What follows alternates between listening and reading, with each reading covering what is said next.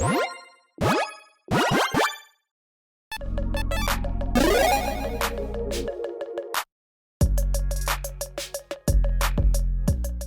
everyone, Mitch coming in from the Commander Score Studio. Welcome to the show. So, on today's episode, I'm going to be talking about something that's pretty weird. It's, well, first of all, a weird card that, well, everyone out there, whoever sees it, is like, yeah, that's kind of strange, and does something that, well, we never have seen before then, at least. I've never seen really since. And, because of that, yeah, some actually are wondering whether this actually should even be happening. Should this card even exist? And now we actually have a final response from someone. I wouldn't say final response, I should say, but we actually have a response on this from someone who is in the know-how on this kind of a card, this kind of effect, and whether or not this should actually be out there. Let's go check Blogatog to see what Mark Rosewater has to say about Pan-Glacial Worm.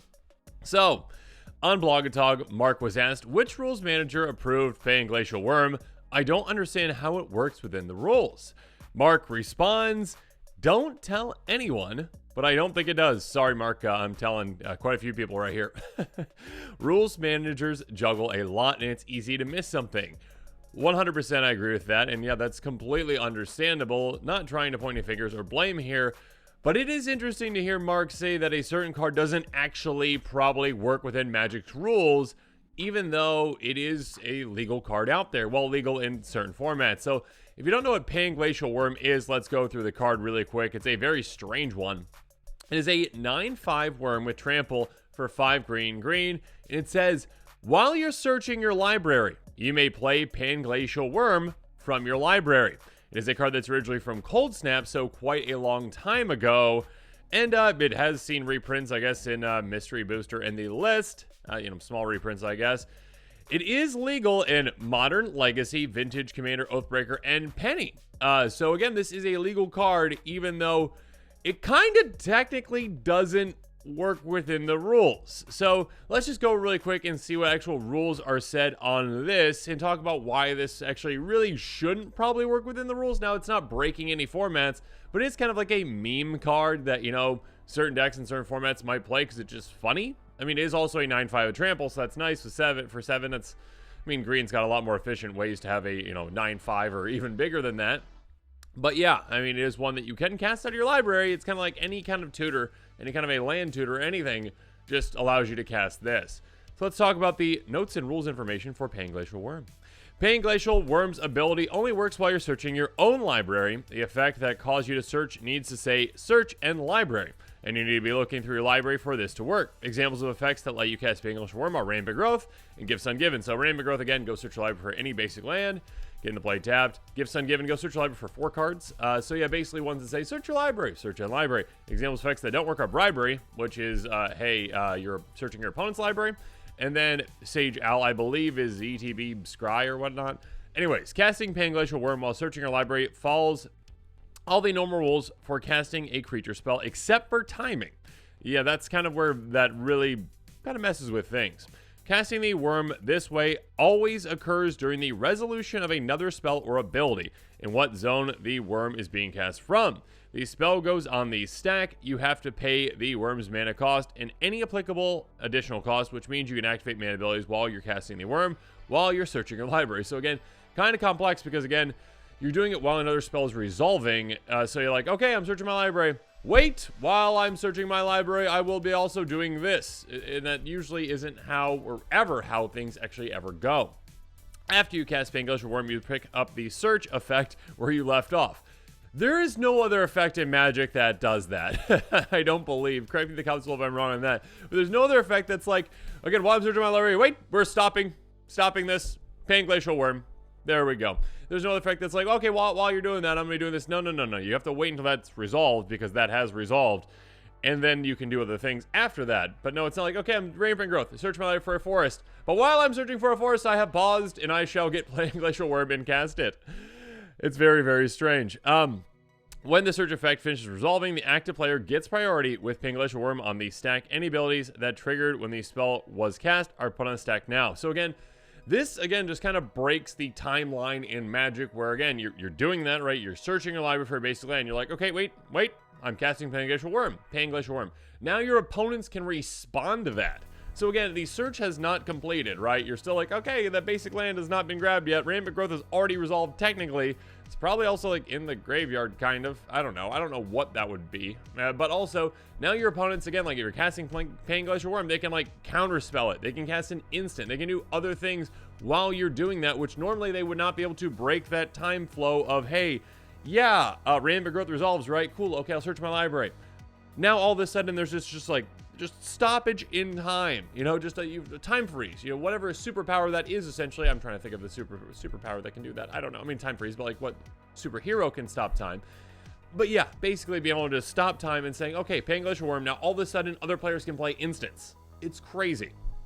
And so any abilities that triggered when the spell are cast upon the stack now. So again, also, like if you have Guardian Project in play and you're casting your Paying Glacial Worm or whatever, other things are happening now too, or I guess whenever you cast Beast Whisper, right? Whenever you cast creature spell, draw a card. Cool. You also get that trigger on the stack as well before you even get the Rampant Growth fully resolved to go get that land, or to actually get the land into play. I mean, you're searching for it, but you haven't resolved it. If you have enough mana, you can cast multiple Paying Glacial Worms during a single effect. So cool. Again, if you've got another format, not in Commander, obviously, if you've got 4 Paying Glacial Worms in your deck, you've got enough mana to cast them all, go for it. Fun times for everyone.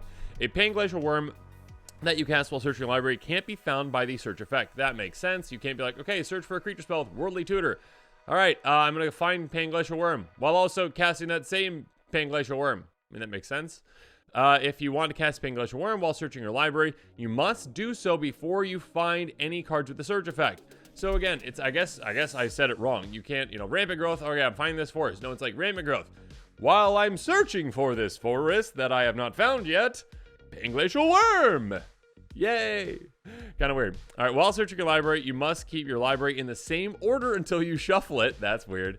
The order could matter if you tap Milliken, for example, to pay for Paying Glacial Worm you cast from your library. That, I guess, makes sense. So that's also very strange because, okay, so you have to keep the order in the same order. I mean, this makes sense, but it's very strange. So, again, you cast your Rampant Growth, right? Cool. You search your library. Before actually finding your land, you need to make sure everything's in the same order. You get your Paying Glacial Worm out, and you say, okay, I'll tap my Milliken for mana for Paying Glacial Worm. Milliken, when it taps, mills you 1. So now you're like, okay, I mill 1, and that means the top card is gone, which means that, let's say that was like the forest I wanted, and I don't have any other forest in the deck. Now I can't actually search for that forest, which again is so strange, because when you cast the actual spell and it resolved, and your opponent said, yeah, go ahead and search, you would have been able to get that, but now you can't. And no other interactions would ever have happened like that, where now all of a sudden your library changed. And again, like let's say an opponent somehow mills you. Again, you catch a Paying Glacial Worm, they counter, and I think there's a counter spell that like mills you when it's countered. It's like counter, mills you 2. All right, now all of a sudden your search changes because you can't go get those 2 cards that just got milled. Or again, if someone somehow flashed in, that one that mills you by half your library. That would change your search as well. So yeah, again, weird interactions with libraries that shouldn't exist. There is one that I thought of as well that I'm not sure if this would work or not. Or I mean, because again, like, okay, they said in the very first one, right? Rampant Growth, Gifts Ungiven. Those search your entire library, you're good to go, right? Or they just say search in library, and it's your library. Bribery does not search your library. Sage Owl, I believe, again, is the one that just says, okay, let me just type in Sage Owl real quick. I'm pretty sure that's just Scry, right? Sage Owl, ETB, look at the top 4. So you're looking at the top 4. All right, that's another owl that scries. But anyway, look at the top 4, put them back in any order, okay?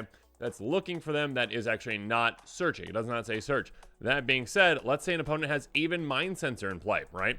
A Mindcensor says flash flying. If an opponent would search a library, the player searches the top 4 cards of that library instead.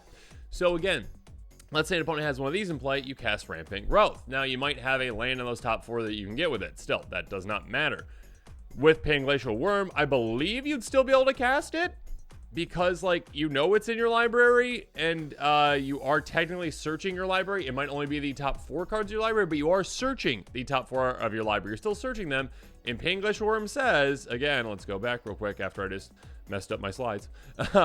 While you're searching your library, you may cast Paying Glacial Worm from your library. You're still searching your library, even though it's just the top 4 at that point. So I believe that would still work. Again, Paying Glacial Worm kind of just does so many wonky interactions and just weird things, and how it just kind of breaks what Magic does in a way. Again, no other cards, to my knowledge, really break the search, not mechanic, but the search. I mean, I guess it's a mechanic technically. Nothing else really breaks how searching works except for Panglacial Worm. And again, what Mark Rosewater said was that, like, you know, like, hey, yeah, it doesn't actually work. It shouldn't actually work. This shouldn't be legal in Magic. Now, is it format breaking? Does it really matter? No. Can really some weird things happen with it? Yes. Rules managers juggle a lot. It's easy to miss something. Absolutely, 100%.